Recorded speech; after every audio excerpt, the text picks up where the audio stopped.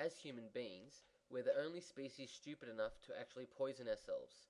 As part of modern living, we create a wide variety of chemical toxins that go into the ecosystem through rivers and streams, the air, the soil, and so on.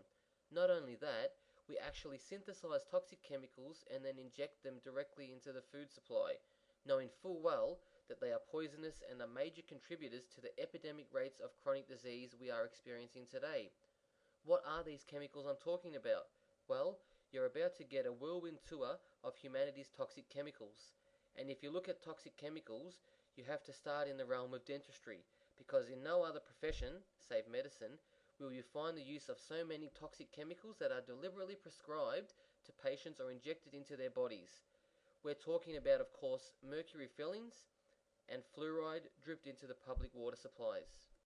When we talk about mercury fillings, you have to keep in mind that mercury is simply one of the most toxic substances that you can put into the human body, aside from radioactive substances. Right now, dentists all across the country and around the world are taking this highly toxic metal and literally putting it into the teeth of human beings. Those teeth are then used to chew food, and as the person chews, they effectively grind away the surfaces of these mercury fillings. These fillings release gas mercury vapor and mercury particles, which people then breathe into their lungs or digest in their stomachs. That's not the end of the toxicity in the world of dentistry. We also have dentists pushing for, get this, the dripping of a highly toxic chemical waste product into the water supply, a substance that's scraped off the smokestacks of industrial polluters. They want every person in the community to actually drink this substance. This material is a toxic waste that's regulated by the EPA.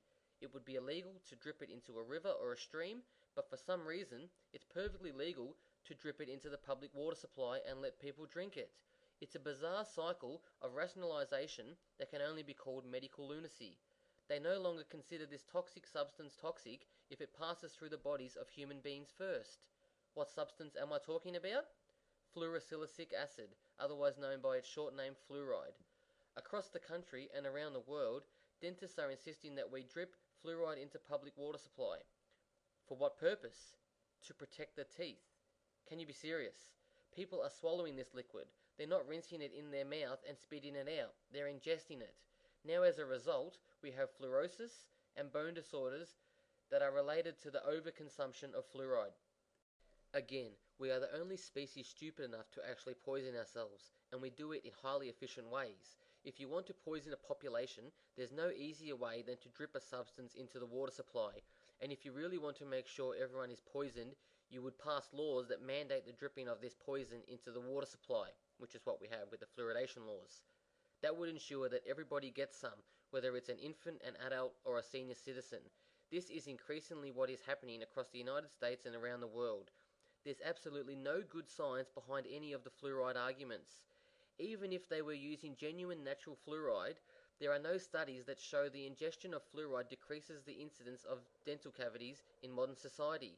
Yet this myth persists in the dental community, and the American Dental Association stands firmly behind this national poisoning agenda.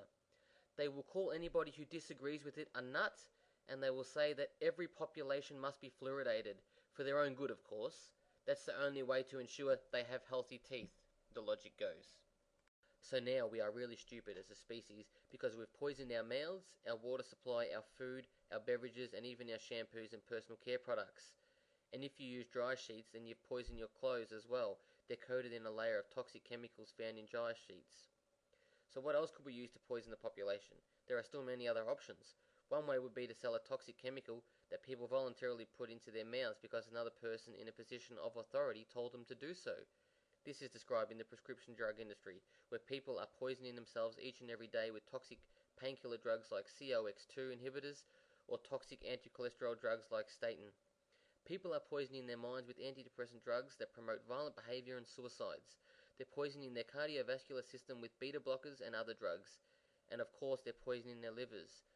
And yet people volunteer to do this. Each and every day they will put these toxic chemicals into their bodies simply because someone with a degree from a school of disease, also known as a medical school, told them to do so. And not only that, they will actually pay for the privilege of poisoning their own bodies. They'll pay good money too, not just a few $100s a month, but several thousands of dollars a month. Some people will spend six figures a year poisoning their bodies because some doctor told them to do so. We as a species actually have a class of professionals, highly paid professionals, who we give the right to poison us with toxic chemicals. These people are called doctors. I call them drug dealers. Just like illegal drugs, their drugs kill people. The main difference is that these legal drugs enrich politically influential corporations, whereas illegal drugs enrich drug lords. Our national war on drugs is quite selective in its targets, don't you think?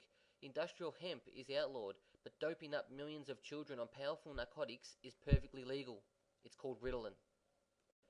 Is it any wonder, with all of the poisoning going on at all the different levels in our bodies, that we are now the most chronically diseased population that has ever been recorded in the history of civilization? It's true. There is no population that has suffered from diseases like they do today in America. You would have to be clinically insane to not think that there's a correlation between the poisons we are putting into our bodies and the diseases we are getting as a result. Plus, as recent studies have shown, America is the #1 nation in terms of mental disorders. They're also #1 in obesity, #1 in diabetes, #1 in cancer. They also have the highest healthcare costs in the world, the most expensive drugs, and they have more doctors and healthcare professionals per capita than any country in the world. And frighteningly, they're the country with the most nukes. Great idea, huh? Put the nuclear weapons under control of the most mentally disturbed population on the world. So not only are we the most stupid species on the planet because we're poisoning ourselves, we are simultaneously the cleverest species because we find ways to justify all that poisoning.